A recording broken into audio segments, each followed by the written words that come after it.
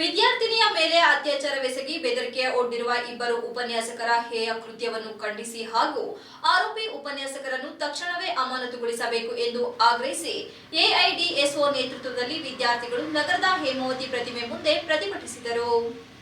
AIDSO ಜಿಲ್ಲಾ ಸಂಚಾಲಕಿ ಚೈತ್ರ ಅವರು ಮಾತನಾಡಿ, ಬೆಂಗಳೂರಿನ ವಿದ್ಯಾರ್ಥಿನಿಯ ಮೇಲೆ ಅತ್ಯಾಚಾರವೆಸಗಿ ಬೆದರಿಕೆ ಒಡ್ಡಿರುವ ಇಬ್ಬರು ಶಿಕ್ಷಕರಿಗೆ ಕಠಿಣ ಶಿಕ್ಷೆ ವಿಧಿಸಬೇಕು. ಹೆಣ್ಣು ಮಕ್ಕಳಿನ ಮೇಲಿನ ದೌರ್ಜನ್ಯ ದಿನೇ ದಿನೇ ಹೆಚ್ಚುತ್ತಿದ್ದು, ವರಿಸದಲ್ಲಿ ಕಾಲೇಜಿನ ಉಪನ್ಯಾಸಕರು ನೀಡಿರುವ ಲೈಂಗಿಕ ಕಿರುಕುಳದಿಂದ ಬೇಸತ್ತು ಒಬ್ಬ ವಿದ್ಯಾರ್ಥಿನಿ ಬೆಂಕಿ ಹಾಕಿಕೊಂಡು ಆತ್ಮಹತ್ಯೆ ಮಾಡಿಕೊಂಡಿದ್ದಾಳೆ. ಆರೋಪಿಗಳಿಗೆ ಕಠಿಣ ಶಿಕ್ಷೆ ನೀಡದಿದ್ದರೆ ಇಂತಹ ಪ್ರಕರಣಗಳು ಹೆಚ್ಚಾಗುತ್ತದೆ ಎಂದರು. ಈ ಘೋರ ಘಟನೆಯು ಶಿಕ್ಷಣ ಸಂಸ್ಥೆಗಳಲ್ಲಿ ವ್ಯಾಪಕವಾಗಿರುವ ಲೈಂಗಿಕ ದೌರ್ಜನ್ಯ ಸಮಸ್ಯೆಗಳಿಗೆ ಹಿಡಿದ ಕನ್ನಡಿಯಾಗಿದೆ. ಯುವ ಮನಸ್ಸುಗಳನ್ನು ಸ್ವಚ್ಛಗೊಳಿಸಿ ಅವರ ಭವಿಷ್ಯವನ್ನು ಉಜ್ವಲಗೊಳಿಸಬೇಕಾದ ಪ್ರಾಧ್ಯಾಪಕರು ಇಂತಹ ಹೇಯ ಕೃತ್ಯಗಳಲ್ಲಿ ಭಾಗಿಯಾಗಿರುವುದು ದುರಂತವೇ ಸರಿ ಎಂದು ಆಕ್ರೋಶ ವ್ಯಕ್ತಪಡಿಸಿದರು. ಘಟನೆಯ ಬಗ್ಗೆ ತ್ವರಿತ, ನಿಷ್ಪಕ್ಷಪಾತ ಮತ್ತು ಸಂಪೂರ್ಣ ತನಿಖೆ ನಡೆಸಿ ಎಲ್ಲ ಅಪರಾಧಿಗಳನ್ನು ಕೂಡಲೇ ಕಾನೂನಿನ ಮುಂದೆ ತರಬೇಕು. ಆರೋಪಿ ಉಪನ್ಯಾಸಕರನ್ನು ತಕ್ಷಣವೇ ಅಮಾನತುಗೊಳಿಸಬೇಕು. ಇದರಲ್ಲಿ ಪ್ರಬಲ ಕುಂದುಕೊರತೆ ನಿವಾರಣೆ ಕಾರ್ಯ ಸಮಿತಿ ಸ್ಥಾಪಿಸುವುದು ಸೇರಿದಂತೆ ಲೈಂಗಿಕ ಕಿರುಕುಳ ಮತ್ತು ದೌರ್ಜನ್ಯದಿಂದ ವಿದ್ಯಾರ್ಥಿಗಳನ್ನು ರಕ್ಷಿಸಲು ಶಿಕ್ಷಣ ಸಂಸ್ಥೆಗಳಲ್ಲಿ ಕಠಿಣ ಕ್ರಮಗಳನ್ನು ಜಾರಿಗೊಳಿಸಬೇಕು.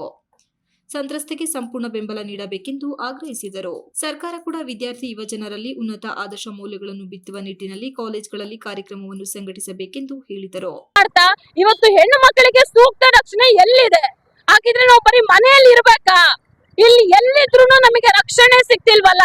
ಕಾಲೇಜಲ್ಲಾಗ್ಲಿ, ದಾರಿಯಲ್ಲಾಗ್ಲಿ, ಯಾವ ಸಾರ್ವಜನಿಕ ಸ್ಥಳಗಳಲ್ಲಾಗ್ಲಿ ಇವತ್ತು ಹೆಣ್ಮಕ್ಳಿಗೆ ಭದ್ರತೆ ಇಲ್ಲದ ತರ ಆಗಿದೆ.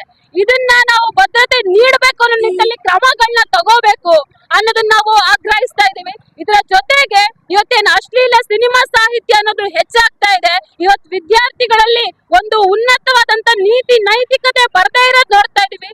ಇಂಥ ವಿಚಾರಗಳೇ ಇವತ್ತು ಇಂಥ ಹಲವಾರು ಘಟನೆಗಳು ಆಗ್ತಿರೋದಕ್ಕೆ ಕಾರಣ ಆಗ್ತಾ ಇರುವಂತದ್ದು. ಹಾಗಾಗಿ ಇಲ್ಲಿ ಎಐಡಿಎಸ್ಒ ವಿದ್ಯಾರ್ಥಿ ಸಂಘಟನೆ ಅಶ್ಲೀಲ ಸಿನಿಮಾ ಸಾಹಿತ್ಯವನ್ನ ಬ್ಯಾನ್ ಮಾಡಬೇಕು. ಅದರ ಜೊತೆಗೆ ಇವತ್ತು ವಿದ್ಯಾರ್ಥಿನಿಯರಿಗೆ, ಹೆಣ್ಣು ಮಕ್ಕಳಿಗೆ ಸೂಕ್ತ ರಕ್ಷಣೆ ಕೊಡೋ ನಿಟ್ಟಲ್ಲಿ ಇವತ್ತು ಕ್ರಮಗಳನ್ನ ಜರುಗಿಸಬೇಕು ಅಂತ ಹೇಳಿ ನಾವಿಲ್ಲಿ ಡಿಮ್ಯಾಂಡ್ ಮಾಡಿ ನಮ್ಮ ಪ್ರತಿಭಟನೆ ಮಾಡ್ತಾ ಇದ್ದೀವಿ. ಚೈತ್ರ, ಎಐಡಿಎಸ್ಒ ಜಿಲ್ಲಾ ಸಂಚಾಲಕಿ, ಹಾಸನ. ಈ ಪ್ರತಿಭಟನೆಯಲ್ಲಿ ಎಐಡಿಎಸ್ಒ ತಿಲಕ್ ಹಾಗೂ ಕಾಲೇಜು ವಿದ್ಯಾರ್ಥಿಗಳು ಭಾಗವಹಿಸಿದ್ದರು. Srinivas, TV 46 news Kannada, Hassan. You are watching TV 46 News Kannada.